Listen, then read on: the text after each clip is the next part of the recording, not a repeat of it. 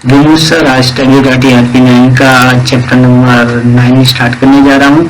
Chapter number 9 में हम जो सीखेंगे order processing, invoicing, GST, taxation सीखेंगे। सबसे पहले हम लोग बात करेंगे परचेज ऑर्डर। परचेज ऑर्डर क्या होता है? किसी भी सामान को खरीदने के लिए जब हम किसी भी कंपनी, किसी भी फर्म या किसी भी पार्टी को जो ऑर्डर देते हैं वो हमारा क्या होता है? परचेज ऑर्डर होता है। इसके बाद हम बात करेंगे जीएसटी। जीएसटी क्या है? जीएसटी हमारा एक प्रकार का टैक्स है। जब किसी भी गुड्स की सप्लाई होती है या सर्विस की सप्लाई होती है, वहां पे जो जीएसटी चार्ज किया जाता है, चाहे वो हमारी सप्लाई लोकल हो या इंटर स्टेट हो। तो जब हम किसी भी गुड्स की सप्लाई या लोकल करते हैं या मीन्स इंटर स्टेट करते हैं, वहां पे सीजीएसटी चार्ज होता है और जीएसटी चार्ज होता है। जब हम किसी भी गुड्स की सप्लाई अगर इंटर स्टेट करते हैं, दूसरे स्टेट में करते हैं, तो वहां पे हमारा आईजीएसटी चार्ज होता है। जो जीएसटी होता है 3 प्रकार का होता है, सीजीएसटी, एसजीएसटी और आईजीएसटी। सीजीएसटी को बोलते हैं central goods and service tax, SGST को बोलते हैं state goods and service tax और आईजीएसटी को बोलते हैं integrated goods and services tax.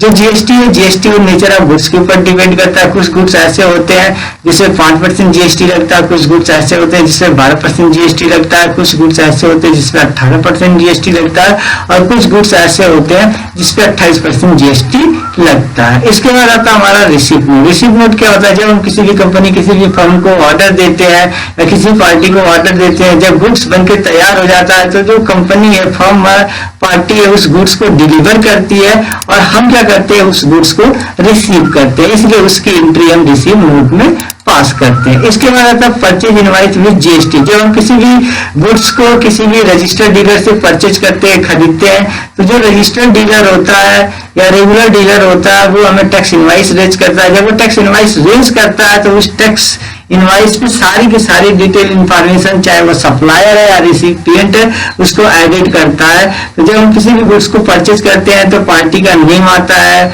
इसके बाद मीन्स हमने लोकल परचेज किया है, इंटर स्टेट परचेज किया है, उसकी डिटेल आती है। इसके बाद मीन्स हमने कौन सा गुड्स परचेज किया है, कितनी क्वांटिटी में किया है, उसका रेट क्या है। अगर हमने लोकल परचेज किया है तो उसपे जीएसटी कितने % लगा है, एसजीएसटी कितने % लगा। अगर हमने इंटर स्टेट परचेज किया है तो उसपे आईजीएसटी कितने % लगा। ये सारी की सारी जो डिटेल है, इंफॉर्मेशन है, एडेड होती है, मेंशन होती है परचेज इनवॉइस के अंदर। इसके बाद आता है हमारा डेबिट नोट। डेबिट नोट क्या होता है? जब हम किसी भी पार्टी, किसी भी कंपनी, किसी भी फर्म से कोई भी सामान खरीदते हैं, अगर वो किसी भी रीजन से वो जो हमारी सामान खराब हो गई या पार्टी ने मीन्स हमारे खराब क्वालिटी का गुड्स दे दिया है, डिफरेंट क्वालिटी का गुड्स दे दिया है या मैन्युफैक्चरिंग डिफेक्टेड गुड्स है, तो हम क्या करते हैं? उस गुड्स को वापस करते हैं। जो हमने खरीदा है उस सामान को वापस करते हैं, उसकी एंट्री हम डेबिट नोट में रिकॉर्ड करते हैं। वो भी उसकी एंट्री हम जीएसटी के साथ रिकॉर्ड करते हैं, क्योंकि परचेज करते समय जो हमने टैक्स दिया है, रिटर्न करते समय उस जीएसटी के टैक्स को डेबिट नोट में एडजस्टमेंट कर लेते हैं। और इसके बाद आता है हमारा standard rate entry. Standard rate entry क्या होता है? जब हमारे कोई भी फेस्टिवल आता है, जैसे होली आती है या दिवाली आती है, तो हम अपनी कंपनी, अपने फर्म की जो सेलिंग रेट है उसको इंक्रीज करने के लिए, बढ़ाने के लिए हम अपने कस्टमर को ऑफर देते हैं, डिस्काउंट देते हैं, गिफ्ट देते हैं। तो उसकी एंट्री पास करने के लिए हम स्टैंडर्ड रेट एंट्री वाउचर का यूज करते हैं। Good destroy entry. जब हम किसी भी मीन्स गुड्स को परचेज करते हैं, खरीदते हैं, तो खरीदने के बाद अगर हमने उस गुड्स का इंश्योरेंस करवा रखा, अगर फ्यूचर में अगर वो हमारा गुड्स डैमेज हो जाता है, खराब हो जाता है, तो जैसे हम इंश्योरेंस कंपनी के ऊपर क्लेम करते हैं, insurance company means present time के अकॉर्डिंग उसकी कुछ जो वैल्यू होती है वो बाद में हमें रिफंड कर देती है, वापस कर देती है। इसके बाद आता है कंपनी जीएसटी आइडेंटिफिकेशन नंबर। तो जैसे मीन्स हम एक रेगुलर डीलर है, रजिस्टर्ड डीलर है, अगर हमारा एग्रीगेट टर्नओवर अगर 40 लाख को एक्सीड कर जाता है या हम इंटर स्टेट किसी भी गुड्स को परचेज करते, सेल करते, तो मैंडेटरी हमें जीएसटी में रजिस्ट्रेशन करवाना पड़ता है। तो जब जीएसटी में रजिस्ट्रेशन करवाने जाते हैं तो सबसे पहले हमें स्टेट कोड मिलता है। तो जैसे मीन्स 07 हमारा दिल्ली का स्टेट कोड है और 06 हमारा हरियाणा का, 03 पंजाब का। तो जिस स्टेट में हम रजिस्ट्रेशन करवाते हैं उसी स्टेट से रिलेटेड हमें सबसे पहले स्टेट कोड मिलता है। जब हम रजिस्ट्रेशन करवाने के लिए जाते हैं तो वहां पे जो जीएसटी का कमिश्नर होता है, ऑनलाइन करते हैं, तो उसको हमें मीन्स पैन कार्ड देना पड़ता है। पैन कार्ड नंबर हमारा 10 डिजिट का होता है, जिसमें से हमारे 5 अल्फाबेट होते हैं और 4 नंबर होता है, लास्ट का अल्फाबेट होता है। इसके बाद हमारा रजिस्ट्रेशन नंबर आता है कि हमने कितने नंबर ऑफ रजिस्ट्रेशन लिया। अगर 1 रजिस्ट्रेशन लिया तो 1Z, अगर 2 रजिस्ट्रेशन लिया तो 2Z, और लास्ट की जो डिजिट होती है, लास्ट की जो एंटिटी कोड होती है, जो कमिश्नर किसी को अलॉट नहीं किया होता, वो हमें अलॉट कर देता है। नंबर भी हो सकता है और अल्फाबेट भी हो सकता है। इसके बाद आता है व्हाट इज जीएसटी। तो जीएसटी के बारे में हम ऑलरेडी बता चुके हैं। जीएसटी क्या है? जीएसटी हमारा एक प्रकार का इनडायरेक्ट टैक्स है।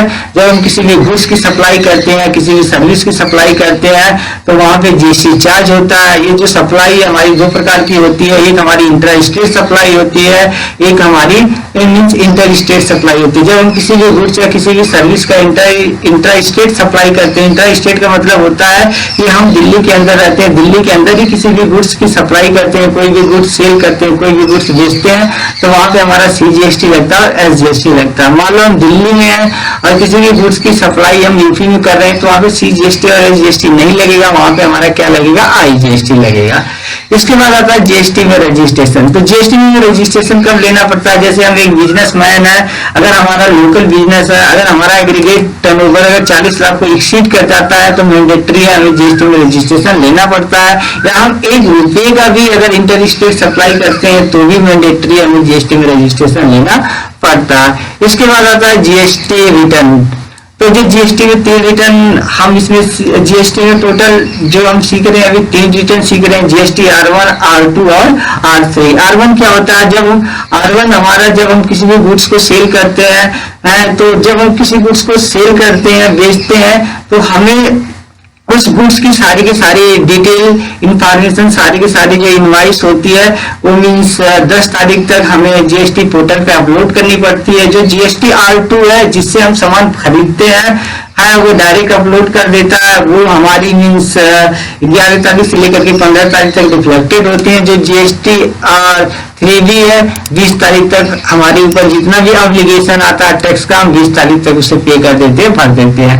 इसके बाद आता है चैप्टर नंबर 4 में जीएसटी इनवाइस। तो जीएसटी इनवाइस के बारे में ऑलरेडी हम बता चुके हैं। जब हम कोई भी गुड्स परचेज करते हैं, खरीदते हैं, तो अगर वो रेगुलर डीलर है, तो रेगुलर डीलर को हम क्या करते हैं?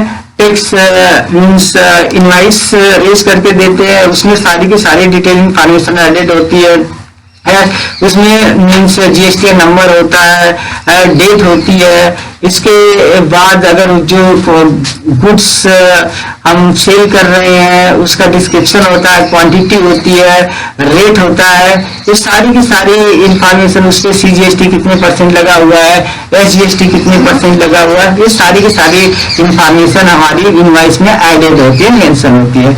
इसके बाद हमारा आता है मीन्स चैप्टर नंबर 5 के अंदर जीएसटी ई-लेविंग। ई-लेविंग क्या होता है? जैसे हमारी कंपनी, हमारी फर्म है, जो हमारी कंपनी हमारी फर्म से 50,000 रुपए से ज्यादा वैल्यू का अगर गुड्स हमारी कंपनी से किसी दूसरे स्टेट में मूवमेंट करता है, मूवेबल होता है, तो मूव करता है, तो हमें मीन्स ई-वे बिल पोर्टल पे जाना पड़ता है। ई-वे बिल पोर्टल पे जाने के बाद हमें ई-वे बिल जनरेट करना पड़ता है। अगर हम ई-वे बिल जनरेट नहीं करते हैं, रास्ते में हमारी गाड़ी अगर पकड़ी जाती है, तो हमारे ऊपर पेनाल्टी चार्ज की जाती है। इसलिए जब भी हमारी कंपनी से 50,000 रुपए से ज्यादा इनवाइस वैल्यू का गुड्स अगर मूवमेंट करता है, तो सबसे पहले हम क्या करते हैं? ई-वे बिल को जनरेट करते हैं, ई-वे बिल पोर्टल पे जाके ई-वे बिल बनाते हैं। इसके बाद हमारा आता है GST composition scheme. GST composition scheme क्या होता है? जैसे हम एक बिजनेसमैन है, हमारे पास 2 ऑप्शन होता है। हम मीन्स रेगुलर स्कीम में भी रजिस्ट्रेशन ले सकते हैं, कंपोजिशन स्कीम में भी रजिस्ट्रेशन ले सकते हैं। अगर हमारे बिजनेस का एग्रीगेट टर्नओवर अगर 1.5 करोड़ से कम है, तो हम कंपोजिशन स्कीम में रजिस्ट्रेशन ले सकते हैं। लेकिन अगर 1.5 करोड़ को अगर क्रॉस करता है, तो हमें मीन्स कंपोजिशन स्कीम में रजिस्ट्रेशन नहीं मिलेगा, हमें जो मीन्स रेगुलर स्कीम में रजिस्ट्रेशन मिलेगा। तो जो कंपोजिशन स्कीम में रजिस्ट्रेशन किसी भी ट्रेडर को भी मिल सकता है, किसी मैन्युफैक्चरर को मिल सकता है, उनको टोटल टर्नओवर का 1% गवर्नमेंट को टैक्स पे करना पड़ता है। तो कहने की मीन्स जो चैप्टर नंबर हमारा 9 है, चैप्टर नंबर 9 के अंदर ये सारी की सारी जो इंफॉर्मेशन वो जीएसटी से रिलेटेड है। इसमें पेनल्टी एंड अपील क्या होती है, इनपुट टैक्स क्रेडिट क्या होता है जिसको आईटीसी बोलते हैं, जीएसटी एनालिसिस ऑप्शन क्या होता है, all about record and GST, किसको मीन्स जीएसटी का रिकॉर्ड रखना पड़ता है, किसको जीएसटी का रिकॉर्ड नहीं रखना पड़ता है। तो जो कंपोजिशन में स्कीम में रजिस्ट्रेशन लेते हैं उनको जीएसटी में कोई रिकॉर्ड रखने की जरूरत नहीं होती, लेकिन जो रेगुलर में रजिस्ट्रेशन लेते हैं उनको जीएसटी का रिकॉर्ड रखना पड़ता है। और इसके बाद चैप्टर नंबर 12 में जीएसटी टाइम ऑफ प्लेस क्या होता है, वैल्यू ऑफ सप्लाई क्या होती है, जीएसटी प्रोसीजर क्या होता है, जीएसटी में पेमेंट और रिफंड क्या होता है, जीएसटी को हम पैसे पे कैसे करते हैं, अगर एक्स्ट्रा पैसे हो गया तो हमें रिफंड कैसे मिलता है। और इसके बाद एचएसएन कोड क्या होता है जिसको बोलते हैं हार्मोनाइज सिस्टम नोमेनक्लेचर, क्योंकि हर गुड्स का अपना अलग अलग मीन्स एचएसएन कोड होता है। परचेज ऑर्डर के बारे में हम ऑलरेडी बता चुके हैं। जब हम किसी भी कंपनी, किसी भी फर्म को तो किसी भी पार्टी को किसी भी गुड्स को खरीदने के लिए जो ऑर्डर देते हैं उसे हम क्या बोलते हैं, परचेज ऑर्डर बोलते हैं। तो इस चैप्टर में हम परचेज ऑर्डर के बारे में सीखेंगे कि परचेज ऑर्डर क्या है। चैप्टर नंबर 1 के बारे में हमने बता दिया था कि जीएसटी क्या, हमने बताया था जीएसटी हमारा एक प्रकार का इनडायरेक्ट टैक्स है। जब किसी भी गुड्स की सप्लाई होती है, किसी भी सर्विस की सप्लाई होती है तो वहां पे हमारा जीएसटी चार्ज होता है। जो टैक्स होता है 2 प्रकार का होता है, एक डायरेक्ट टैक्स होता है, दूसरा इनडायरेक्ट टैक्स होता है। तो जो डायरेक्ट टैक्स है वो हमारे इनकम के ऊपर मीन्स इम्पोज होता है, लगता है। जो इनडायरेक्ट टैक्स है वो हमारे गुड्स के ऊपर लगता है। तो जो डायरेक्ट टैक्स है, डायरेक्ट टैक्स के बर्डन को हम पास ऑन नहीं कर सकते हैं। जिसके ऊपर इम्पोज किया जाएगा, जिसके ऊपर चार्ज किया जाएगा डायरेक्ट टैक्स, सिर्फ उसी को पे करना है। लेकिन जो इनडायरेक्ट टैक्स है वो गुड्स के ऊपर लगता है, इसके बर्डन को हम आगे शिफ्ट कर सकते हैं, पास ऑन कर सकते हैं। जीएसटी को क्या बोलते हैं, जीएसटी को बोलते हैं गुड्स एंड सर्विसेज टैक्स, वस्तु एवं सेवा कर। इसके बाद आता है हमारा मीन्स टाइप ऑफ जीएसटी। तो हमने बताया था सीजीएसटी को बोलते हैं central goods and service tax. ये जो टोटल टैक्स है ये सेंट्रल गवर्नमेंट के पास जाता है। एसजीएसटी को बोलते हैं state goods and service tax, इसका जो रेवेन्यू है स्टेट गवर्नमेंट के पास जाता है। और आईजीएसटी को बोलते हैं integrated goods and services tax, इसका भी जो रेवेन्यू है वो मीन्स सेंट्रल गवर्नमेंट के पास जाता है। तो जो जीएसटी होती है, जीएसटी 3 प्रकार की होती है, सीजीएसटी होती है, एसजीएसटी होती है और आईजीएसटी होती है। पहले हमारे पास 18 अलग अलग टैक्स होते थे, जैसे मीन्स सेंट्रल एक्साइज ड्यूटी होता था, ड्यूटी एक्साइज होती थी, एडिशनल ड्यूटीज होती थी, स्पेशल एडिशनल ड्यूटीज होती थी, सेस होता था, वैट होता था, परचेज टैक्स होता है, लग्जरी टैक्स होता है, इंटरटेनमेंट, ये बहुत सारे ऐसे 17-18 ऐसे टैक्स थे।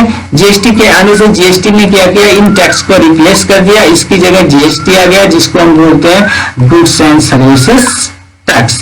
जब हम किसी गुड्स की सप्लाई करते हैं, किसी भी सर्विस की सप्लाई करते हैं तो वहां पे हमारा जो जीएसटी है वो चार्ज किया जाता है। इसमें भी मीन्स जो जीरो रेटेड सप्लाई होती है, नील रेटेड सप्लाई होती है, एग्जाम सप्लाई होती है, नॉन जीएसटी सप्लाई होती है। तो जो जीरो रेटेड सप्लाई होती है इसके और जो नील रेटेड सप्लाई होती है इसके अंदर हमारा जैसे सॉल्ट आता है, ग्रीन आता है, जॉगरी आती है। और जो एग्जाम्प्टेड सप्लाई होती है इसके अंदर जैसे दही आ गया, ब्रेड आ गया, फ्रेश मिल्क आ गई।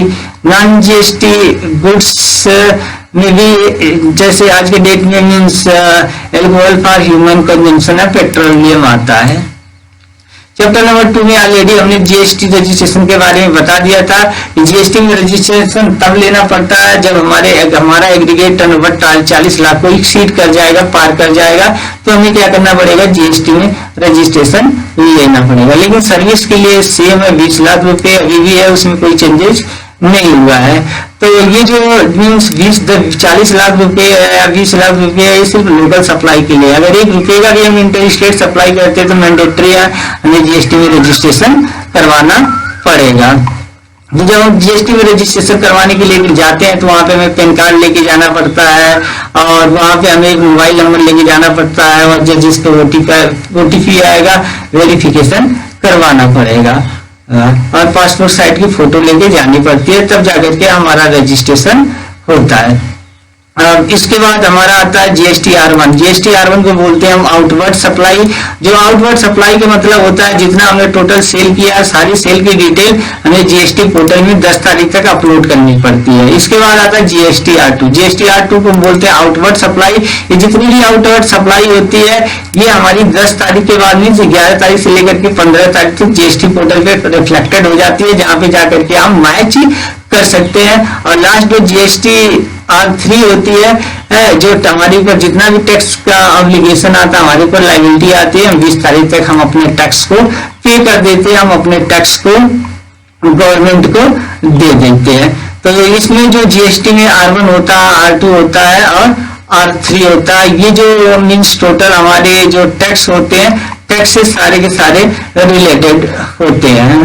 तो यहाँ पे जो GST है, GST सीख रहे हैं। GST में हम आगे चैप्टर नंबर 3 पे, चैप्टर नंबर 3 में हमारा GST रिटर्न हमने बताया था। GST रिटर्न क्या होती है, तो GST रिटर्न में हमने मीन्स R1 के बारे में बता चुके हैं कि R1 के अंदर हमारी सारी टोटल सेल होती है, R2 के अंदर हमारी मीन्स परचेज होती है और R3 के अंदर हमारी परचेज और सेल दोनों होती है। इसके बाद जो GST-R9 है ये हमारी क्या होती है, मीन्स एनुअल रिटर्न होती है। GST-R3 भी हमारा 20 तारीख तक हमारे ऊपर जो ऑब्लिगेशन आता है उसमें हम क्या करते हैं, टैक्स को पे कर देते हैं। इसके बाद जो GST-R4 है कंपोजिशन स्कीम वालों के लिए है। ये जो इसका जो टैक्स है, इसका टैक्स मीन्स 18 तारीख तक हमें गवर्नमेंट को क्वार्टरली पे करना पड़ता है, भरना पड़ता है। जो GST-R9 है ये हमारी एनुअल रिटर्न होती है ये हमारी एनुअल रिटर्न होती है जिसको 31 दिसंबर तक हमें गवर्नमेंट को पे करना पड़ता है। जो GST-R5 है, GST-R5 non resident foreign taxable person के लिए होती है। ये रिटर्न हमें 20 तारीख तक भरनी होती है। GST-R5 जो GST-R5 non resident person provide for जो OIDR सर्विस प्रोवाइड करते हैं इनके लिए होती है, ये भी 20 तारीख तक अपने टैक्स को पे कर देते हैं। GST-R6 ये रिटर्न हमारी सर्विस डिस्ट्रीब्यूटर के लिए होती है जो 13 तारीख तक पे करनी होती है। GST-R7 ये जो authorised deducting tax and source means TDS के लिए होता है जो 10 तारीख तक हमें गवर्नमेंट को पे करने होते हैं। GST-R9 मीन्स जो सप्लायर इफेक्टिव ई-कॉमर्स ऑपरेटर होते हैं उनके लिए होती है जो 10 तारीख तक पे करने होते हैं। GST-R10 ये फाइनल रिटर्न होती है और GST-11 ये हमारे inward supply to be the furnish person having the claim refund के लिए करते हैं। इसके बाद हम आते हैं डेट। तो जो GST में डेट के अकॉर्डिंग हमें मीन्स जो टैक्स है वो पे करना पड़ता है। GST-R4 में मीन्स इनवाइस क्या होती है, हमने बताया था जब हम कोई भी गुड्स किसी भी पार्टी से परचेज करते हैं, खरीदते हैं, तो वो हमें क्या करता है, टैक्स इनवाइस रेज करता है, टैक्स इनवाइस बना के देता है। तो जब वो टैक्स इनवाइस बना के देता है तो उसमें सारी की सारी जो सप्लायर होती है उसकी डिटेल होती है, जो रिसिपिएंट होता है उसकी डिटेल होती है। तो जो इनवाइस होती है वो 3 प्रकार की होती है, एक ओरिजिनल इनवाइस होती है, दूसरी डुप्लीकेट इनवाइस होती है, तीसरी डुप्लीकेट इनवाइस होती है। तो जो इनवाइस होती है, 3 इनवाइस के हम 3 कॉपी निकालते हैं। इसके बाद आता है चैप्टर नंबर 5। चैप्टर नंबर 5 के अंदर हमारा ये बिल आता है। हमने बताया था कोई भी कंपनी अगर इंटर स्टेट सप्लाई कर रही है, अगर उसकी गुड्स की वैल्यू 50,000 को एक्सीड कर गई है तो उसे मीन्स ई-वे बिल पोर्टल पे जाना पड़ेगा और ई-वे बिल पोर्टल पे जा करके उससे ई-वे बिल जनरेट करना पड़ेगा। अगर विदाउट ई-वे बिल का अगर 50,000 रुपये से ज्यादा वैल्यू का अगर गुड्स वो मूवमेंट करवाता है, रास्ते में उस गुड्स उसका पकड़ा जाता है तो मीन्स वहां पे उसके ऊपर मीन्स पेनाल्टी लग सकती है, उसका गुड्स सीज हो सकता है। ट्रांजिशन टू GST तो मीन्स इसके अंदर जैसे इनपुट टैक्स क्रेडिट होता है और रिफंड होता है। इनपुट टैक्स क्रेडिट का मतलब होता है जैसे हम कोई भी गुड्स जब परचेज करते हैं तो वहां पे हम खुद पैसे पे करते हैं, पैसे देते हैं। जब उसी गुड्स को हम किसी को सेल करते हैं, बेचते हैं तो उससे पैसे लेते हैं। तो जो हमारे ऊपर एक्स्ट्रा मीन्स ऑब्लिगेशन आता है लायबिलिटी का, उसे हमें क्या करना पड़ता है, गवर्नमेंट को पे करना पड़ता है। तो उसको हम पेमेंट बोलते हैं। या अगर हमने पहले ही परचेज ज्यादा कर लिया, सेल कम किया, अगर हमारा ऑब्लिगेशन गवर्नमेंट के ऊपर आ रहा है, तो गवर्नमेंट क्या करेगी, उस अमाउंट को हमारा रिफंड कर देती है, वापस कर देती है। चैप्टर नंबर 7 के अंदर कंपोजिशन स्कीम आती है। तो हमने बताया था किसी भी बिजनेसमैन का एग्रीगेट टर्नओवर अगर 1.5 करोड़ से कम है तो वो क्या कर सकता है, कंपोजिशन स्कीम में रजिस्ट्रेशन करवा सकता है। अगर इससे ज्यादा है तो उसको रेगुलर स्कीम में रजिस्ट्रेशन करवाना पड़ेगा। तो जो कंपोजिशन स्कीम है ये किसी मैन्युफैक्चरर भी ले सकता है, मींस ट्रेडर भी ले सकता है, रेस्टोरेंट चलाने वाला भी ले सकता है, अदर सर्विस प्रोवाइडर भी ले सकता है। तो जो भी मैन्युफैक्चरर होता है, ट्रेडर होते हैं, उनका टोटल जो टर्नओवर होता है उसका 1% गवर्नमेंट को पे करना पड़ता है। जो रेस्टोरेंट चलाते हैं उनको 5% पे करना पड़ता है। जो अदर सर्विस प्रोवाइड करते हैं उसको 6% टैक्स पे करना पड़ता है। लेकिन अगर हम मींस कंपोजिशन स्कीम लेते हैं तो हमें क्वार्टरली टैक्स पे करना पड़ता है। इसमें हम कोई भी टैक्स इनवाइस रेज नहीं कर सकते, इसके अंदर हम बिल ऑफ सप्लाई से रेज करते हैं। चैप्टर नंबर 8 में हमारी पेनाल्टी होती है। अगर हमने जीएसटी में कोई फ्रॉड काम किया है तो मीन्स हम फ्रॉड काम करते हैं तो हमें पेनाल्टी भी देनी पड़ती है, और उसके साथ साथ हमें मीन्स जेल भी होता है। इनपुट टैक्स क्रेडिट का मतलब होता है कि जब हम मीन्स पोर्टल पे टोटल मीन्स सेल की जितनी भी डिटेल होती है अपलोड कर देते हैं, और जो परचेज की जो डिटेल होती है उसको मैच करवाते हैं। बाद में हम जब इनपुट टैक्स क्रेडिट के ऊपर क्लेम करते हैं तो मीन्स हमारे ऊपर अगर ऑब्लिगेशन आता है तो हमें टैक्स पे करना पड़ता है। गवर्नमेंट के पास एक्स्ट्रा टैक्स अमाउंट है तो हम एडजस्टमेंट भी करवा सकते हैं और रिफंड के लिए भी क्लेम कर सकते हैं। तो जो ये हमारी जो टैली की बुक है, टैली की बुक के अंदर टोटल मीन्स इनपुट सीजीएसटी क्या होता है, आउटपुट सीजीएसटी क्या होता है, इनपुट एसजीएसटी क्या होता है, आउटपुट एसजीएसटी क्या होता है, इनपुट आईजीएसटी क्या होता है, आउटपुट आईजीएसटी क्या होता है, ये सारी जीएसटी से रिलेटेड सारी इंफॉर्मेशन इस बुक के अंदर एडेड है, मेंशन है। अब जो आप मीन्स इस बुक की थियरी स्टेप बाय स्टेप पढ़ना चाहते हो, अगर आप इस एक हेडिंग के डिफिनेशन मीन्स पढ़ना चाहते हो तो आप मीन्स इंस्टा मोजो पे चले जाओ, या मीन्स आप अमेज़न पे चले जाओ। वहां पे जाकर के जो tally.erp9 की लेटेस्ट बुक आई हुई है आप इसको बाय नाउ कर सकते हो, परचेस कर सकते हो, खरीद सकते हो। इसका जो लिंक है बुक का हम वीडियो के डिस्क्रिप्शन में दे देंगे। अब इसके बाद आता है मीन्स HSN कोड क्या होता है। HSN कोड को बोलते हैं हार्मोनाइज सिस्टम नॉमेनक्लेचर, ठीक है, आवश्यक को बोलते हैं सर्विस अकाउंटिंग कोड। तो जो हमने बताया था कि जो जीएसटी है, जीएसटी नेचर ऑफ गुड्स पे डिपेंड करता है। कुछ गुड्स ऐसे होते हैं जिनमें मीन्स 5% टैक्स लगता है, कुछ गुड्स ऐसे होते हैं जिसमें मीन्स 12% टैक्स लगता है, कुछ गुड्स ऐसे होते हैं जिस पर 18% लगता है, और कुछ गुड्स ऐसे होते हैं जिसपे मीन्स 28% टैक्स लगता है, जिसे हमें गवर्नमेंट को पे करना पड़ता है। तो जो टैक्स होता है, जो टैक्स है वो मीन्स नेचर ऑफ गुड्स के ऊपर डिपेंड करता है। जिस टाइप का गुड्स होगा उसी टाइप पे मीन्स 5%, 12%, 18% और 28% टैक्स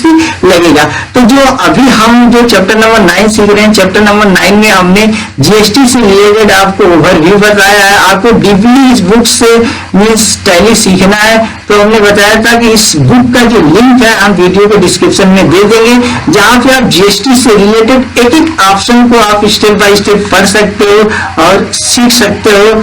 थैंक यू, धन्यवाद।